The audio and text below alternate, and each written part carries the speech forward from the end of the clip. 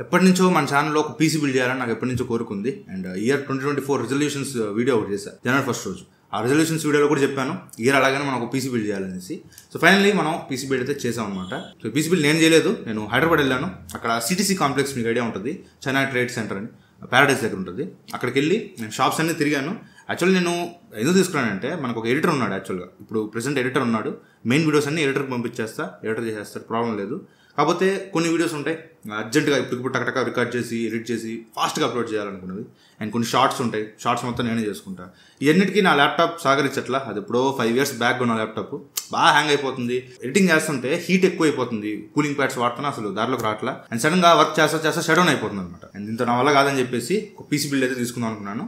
So budget నేను ఒక 1 lakh rupees లోపు పీసీ బిల్డ్ చేసుకుందాం అనుకున్నాను. మొత్తం కలిపి 1 lakh లోపు అనుకున్నాను, కానీ అదే పని కాదని నాకు అర్థమైంది. సరే పీసీ వరకు ఓన్లీ సిపీ వరకు ఒక 1 lakh లోపు ట్రై చేద్దాం, మిగతా ఒక 20,000 వేసుకున్నా 1.2 lakhs లోపు చేసుకుందాం అనుకున్నాను. బట్ పీసీ ఒక్కటే 1.2 lakhs అయింది. సో ఆ బడ్జెట్లో నాకు బాగా అనిపించిన కొన్ని కాంపోనెంట్స్ అన్ని నోట్ చేసుకొని సిటీసీ కాంప్లెక్స్కి వెళ్ళాను. అక్కడికి వెళ్ళాను, అన్ని షాపులు తిరిగాను, కొటేషన్స్ తీసుకున్నాను. సో యాక్చువల్ అక్కడ అంతా బ్లాగ్ రికార్డ్ చేద్దాం అనుకున్నా, కానీ వర్షం పడతా ఉంది, కెమెరా మీద అంతా నీళ్లు పడుతున్నాయి, ఎందుకు లేనేసి బ్లాగ్ అయితే రికార్డ్ చేయలేదు. అక్కడ కొన్ని క్లిప్స్ తీసాను, కానీ ఎక్కువ బ్లాగ్ రికార్డ్ చేయలేదు. చాలా షాప్స్ తిరిగాను. 1.2 lakh, 1.25, 1.3, 1.4 దాకా వెళ్ళింది. 1.4 lakh బడ్జెట్ ఇచ్చి చెప్పారు. సరే ఫైనల్గా నాకు విశాల్ కంప్యూటర్స్లో 1.2 lakh కొటేషన్ అయితే ఇచ్చారనమాట ఈ స్పెసిఫికేషన్స్కి. అసలు నేను ఏమేమి కాంపోనెంట్స్ యూజ్ చేశానంటే, ఫస్ట్లీ ప్రాసెసర్. మెయిన్గా నేను ఎడిటింగ్ చేస్తున్నా కాబట్టి, ఎడిటింగ్ కోసంగా పీసీ బిల్డ్ చేస్తున్నా కాబట్టి నాకు మెయిన్ కావాల్సింది సిపియూ. ప్రాసెసర్ నాకు పర్ఫెక్ట్ ఉండాలి, మిగతా అన్ని అటు ఇటు అయినా కూడా ప్రాసెసర్ పర్ఫెక్ట్ ఉండాలి. సో దానికోసం నేను ఇంటెల్ i7 13700K ప్రాసెసర్ తీసుకున్నాను. అసలు i9 కూడా వెళ్ళొచ్చు, కానీ నా దగ్గర అంత బడ్జెట్ లేదు. చెప్పేది 1 lakh లోపు అనుకున్నాను, 1,20,000 అయింది. ఎనివే 1,20,000లో కూడా మీకు i9 అయితే రాదు, ఛాన్సే లేదు. సో i7 13700K ప్రాసెసర్ చాలా పవర్ఫుల్ ప్రాసెసర్. ఇది 16 కోర్స్ ఉంటుంది. దీనిలో 8 powerful course, 8 energy efficient course ఉంటాయి. 8 పవర్ఫుల్ కోర్స్ అంటే ఇంకా మీరు అర్థం చేసుకోవచ్చు పర్ఫార్మెన్స్ ఏ లెవెల్లో ఉంటుంది అనేసి. 24 థ్రెడ్స్తో వస్తుంది, 30 MB క్యాచ్ మెమరీతో వస్తుంది, 5.4 GHz క్లాక్ స్పీడ్ ఉంటుంది, మాక్సిమం క్లాక్ స్పీడ్. పర్ఫార్మెన్స్ మాత్రం ఎక్సలెంట్ ఉంటుంది అనమాట. మీరు 4K ఎడిటింగ్ చేయాలన్నా కూడా ఈ ప్రాసెసర్ అనేది చాలా బాగుంటుంది. యాక్చువల్గా రైజన్కి వెళ్దాం అనుకున్నాను, కానీ నాకు ఎందుకు ఇంటెల్ తీసుకోవాలనిపించింది. ఇంటెల్ i7 13700K ఈ ప్రాసెసర్ తీసుకున్నాను. And next graphic card. ఇక్కడ కూడా నేను కొంచెం కాంప్రమైజ్ అవుదాం అనుకున్నా. RTX 3060 గ్రాఫిక్ కార్డు తీసుకుందాం అనుకున్నాను. తీసుకునేది ఒకసారి కదా, మళ్ళీ లైక్ ఏదైనా అప్పుడప్పుడు గేమ్స్ ఆడాలన్నా, ఫ్యూచర్లో ఏదైనా గేమింగ్ ఛానల్ పెట్టాల్సి వస్తే మోస్ట్లీ చేయను, ఒకవేళ పెట్టాల్సి వస్తే మంచి గ్రాఫిక్ కార్డ్ ఉండాలి కదా అనేసి ఈ గ్రాఫిక్ కార్డ్ తీసుకున్నాను. 4060 గ్రాఫిక్ కార్డ్ ఇది, ఓసీ ఎడిషన్. ఇది ఓసీ అంటే ఓవర్ క్లాక్ ఎడిషన్ అనమాట. మీకు మంచి పర్ఫార్మెన్స్ ఉంటుంది. 8GB గ్రాఫిక్ కార్డ్ ఇది. అండ్ దీనిలో పోర్ట్స్ కూడా 3 డిస్ప్లే పోర్ట్స్ ఉంటాయి, ఒక HDMI పోర్ట్ ఉంటుంది. అది కూడా మీకు 8K 60Hz సపోర్ట్ చేస్తుంది, 4K 120Hz సపోర్ట్ చేస్తుంది, HDR సపోర్ట్ చేస్తుంది. One of the best graphic card అనమాట ఆ బడ్జెట్లో. సో బ్లైండ్ గా నేను 4060 గ్రాఫిక్ కార్డ్ తీసుకున్నాను. ఈ రెండు నాకు బాగా ఎక్కువ బడ్జెట్ అయినాయి. ఇది ఒక 30,000, ఇది ఒక 30,000 అయినాయి. ఈ రెండు హైయెస్ట్ 60,000 ఈ రెండింటికి అయిపోయినాయి. మిగతా 60,000 మిగతా కాంపోనెంట్స్కి అయినాయి అనమాట. ర్యామ్ దగ్గరికి వస్తే 2 ర్యామ్లు తీసుకున్నాను నేను. 2 16GB ర్యామ్స్, ఒకటి 16 ఇంకోటి 16, మొత్తం 32GB ర్యామ్ తీసుకున్నాను. సో 32GB ఎందుకు 2 sticks అంటే, ఎప్పుడైనా సరే గుర్తుపెట్టుకోండి, ర్యామ్స్ ఎప్పుడైనా సరే 2 వేసుకోండి. మీరు ఒకవేళ 8GB వేసుకోవాలనుకోండి 4+4, 16 వేసుకోవాలనుకోండి 8+8 అలా తీసుకోండి. ఎందుకంటే ఒక ర్యామ్ ఏదైనా డ్యామేజ్ అయ్యి ఖరాబ్ అయిపోయినా ఇంకో ర్యామ్ మీద మీరు సిస్టమ్ని రన్ చేసుకోవచ్చు. ఒకవేళ ఒకటే ర్యామ్ వేసుకున్నారంటే మాత్రం ఎగిరిపోతే చాలా ఇబ్బంది పడతారు. సో బెటర్ 2 ర్యామ్ స్టిక్స్ తీసుకోండి ఎప్పుడైనా సరే. యాక్చువల్లీ నేను ఇష్టం రాసుకుని కూడా కార్సైర్ బ్రాండ్లో తీసుకుందాం అనుకున్నాను, బట్ వాళ్ళ దగ్గర కార్సైర్ లేదని కింగ్స్టన్ బ్రాండ్ నుంచి ఇచ్చారు. సో ఎనీవే మనకి స్పీడ్స్ అన్ని సేమ్ ఉన్నాయి. DDR5 ర్యామ్ ఇది, 5200 MHz క్లాక్ స్పీడ్ ఉంటుంది. 2 తీసుకున్నాను, మొత్తం 32GB ర్యామ్ అయింది. అండ్ స్టోరేజ్ దగ్గర మాత్రం కొంచెం కాంప్రమైజ్ అవ్వాల్సి వచ్చింది. యాక్చువల్లీ నేను 2TB SSD తీసుకుందాం అనుకున్నాను, బట్ 1TB SSD తీసుకున్నాను. ఈ 1TB SSD ఇది కూడా కింగ్స్టన్ నుంచే, కింగ్స్టన్ KC300 SSD అనమాట, M.2 SSD. 1TB SSD ఇది 7000 Mbps రీడ్ స్పీడ్ ఉంటుంది, 6000 Mbps రైట్ స్పీడ్ ఉంటుంది. సో 1TB SSD నేను మెయిన్గా OS ఇన్స్టాల్ చేసుకోవడం కోసం అండ్ సాఫ్ట్వేర్స్ ఇన్స్టాల్ చేయడం కోసం, అండ్ ఏదైతే నేను ఇప్పుడు ఎడిటింగ్ చేయాలో ఆ రా ఫైల్స్ అన్ని వేసుకోవడం కోసం ఇది తీసుకున్నాను. సరే ఎడిటింగ్ అయిపోయిన తర్వాత ఇంకా మళ్ళీ వాటిని పట్టుకోను, ఆ రా ఫైల్స్ అన్ని ఒకచోట డంప్ చేయడం కోసం ఒక హార్డ్ డిస్క్ తీసుకున్నా, 1TB హార్డ్ డిస్క్. అది ఫ్యూచర్లో ఒక 4TB 5TB ఎక్స్టెండ్ చేస్తాను. ప్రస్తుతానికి అయితే 1TB హార్డ్ డిస్క్ తీసుకున్నాను. ఈ హార్డ్ డిస్క్ కూడా WD బ్రాండ్ నుంచి 1TB హార్డ్ డిస్క్. సో రెండే తీసుకున్నాను స్టోరేజ్ కోసం. ఇక్కడ కొంచెం కాంప్రమైజ్ అయ్యి అనిపించింది. ఎనివే నాకు యాజ్ ఆఫ్ నౌ వర్క్ అయితే సఫిషియంట్. తర్వాత ఫ్యూచర్లో అన్న అప్గ్రేడ్ చేసుకుంటాను. Next mother board. ఇది గిగాబైట్ మదర్ బోర్డు. ఇది Gigabyte B760M mother board.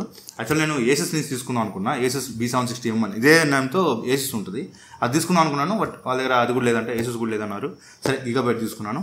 So దీనిలో అన్నీ ఉన్నాయి, మనకు కావాల్సిన పోర్ట్స్ అన్నీ ఉన్నాయి. మెయిన్ థింగ్ ఏంటంటే ఇది మీకు 14th generation సపోర్ట్ చేస్తుంది. ఇప్పుడు నేను 13th generation CPU వేసే కదా, రేపు ఒకవేళ మార్చుకోవాలి 14th generation వేసుకోవాలన్నా కూడా ఇది మీకు 14th generation సపోర్ట్ చేస్తుంది. 2 ర్యామ్ స్లాట్స్ ఉన్నాయి, 2 M.2 స్లాట్స్ ఉన్నాయి. వైఫై 6E సపోర్ట్ చేస్తుంది, USB ports, type C ports అన్ని నాకు కావాల్సిన అవైలబుల్ గా ఉన్నాయి. సో అందువల్ల నేను ఈ మదర్ బోర్డ్ తీసుకున్నాను. అండ్ కూలింగ్ కోసం నేను cooler master ML360L liquid cooling తీసుకున్నాను. మొత్తం 3 RGB ఫ్యాన్స్ తో వస్తుంది. ఎందుకు లిక్విడ్ కూలర్ అంటే ఈ ప్రాసెసర్ మీకు చాలా హీట్ జనరేట్ చేస్తుంది, చాలా పవర్ఫుల్ ప్రాసెసర్ ఇది. సో హీట్ జనరేట్ చేస్తుంది కాబట్టి ఖచ్చితంగా మీకు లిక్విడ్ కూలర్ ఉంటే బెటర్ అనేసి లిక్విడ్ కూలర్ అయితే తీసుకున్నాను. సో లిక్విడ్ కూలర్ అయితే చాలా బాగుంది, చూడడానికి చాలా బాగుంది. అండ్ నాయిస్ కూడా, నాయిస్ ఏం పెద్ద రావట్లేదు, చాలా మైన్యూట్ నాయిస్. మీరు ఫ్యాన్లో ఆపుకుంటే అనిపిస్తుంది కానీ పెద్ద నాయిస్ కూడా ప్రొడ్యూస్ చేయట్లేదు. బాగుంది లిక్విడ్ కూలర్ అయితే. అండ్ పవర్ కోసం నేను 750 వాట్ పవర్ అయితే తీసుకున్నాను. 750 వాట్ పవర్ సప్లై. ఇది 80+ గోల్డ్ అనమాట. గోల్డ్ తీసుకున్నాను. మీరు తీసుకోవాలనుకున్నా కూడా గోల్డ్ తీసుకోండి. ఇవన్నీ చూసుకోండి పవర్ రేటింగ్స్. మీకు 750 వాట్ సరిపోద్దా, 850కి వెళ్ళాలా, 650 సరిపోద్దా చూసుకొని దాన్ని బట్టి తీసుకోండి. నా కాంపోనెంట్స్కి నాకు 750 వాట్స్ అనేది ఎనఫ్ అనిపించింది. సో 750 వాట్స్ తీసుకున్నాను. సో ఇవి మెయిన్ కాంపోనెంట్స్ అయితే. అండ్ CPU కేసింగ్ చెప్పడం మర్చిపోయా. CPU casing XPG battle cruiser PC case అనమాట. అది ఆన్లైన్లో ఇంచుమించు 9,000 రూపాయలు ఉంది. బ్లాక్ వైట్ 2 కలర్స్ ఉంటుంది. నాకు వైట్ బాగుంది అనిపించింది, వైట్ తీసుకున్నాను. ముందు 3 ఫ్యాన్స్ వస్తాయి, వెనకాల ఒక ఫ్యాన్ ఉంటుంది. అండ్ ఆల్రెడీ మనం ఈ లిక్విడ్ కూలర్లో 3 ఉంటాయి కాబట్టి మొత్తం ఒక 7 ఫ్యాన్స్ కనిపిస్తాయి అనమాట. RGB ఫ్యాన్స్ 7 కనిపిస్తాయి. సో చాలా బాగుంటుంది. ఓవరాల్గా ఈ కాంపోనెంట్స్తో నేను PC అయితే బిల్డ్ చేశాను. సో మొత్తం ఎంత ఖర్చు అయింది ఇప్పుడు స్క్రీన్ మీద చూపిస్తాను చూడండి.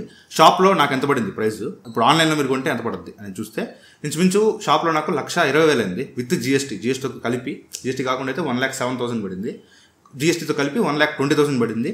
అండ్ మీరు ఆన్లైన్లో తీసుకుంటే 1,26,000 దాకా పడుతుంది. ఒక 6,000 డిఫరెన్స్ అనుకోండి. ఒకవేళ హైదరాబాద్ లోకల్లో ఉంటే మాత్రం బెటర్, వెళ్ళిపోవచ్చు, డౌట్ లేదు. ఎందుకంటే ఇది పార్ట్స్తో పాటు అసెంబుల్ చేసి మీకు OS ఇన్స్టాల్ చేసి సాఫ్ట్వేర్స్ ఇన్స్టాల్ చేసి మీకు పంపిస్తారు కాబట్టి 6,000 పెద్ద మ్యాటర్ కాదని నా ఫీలింగ్.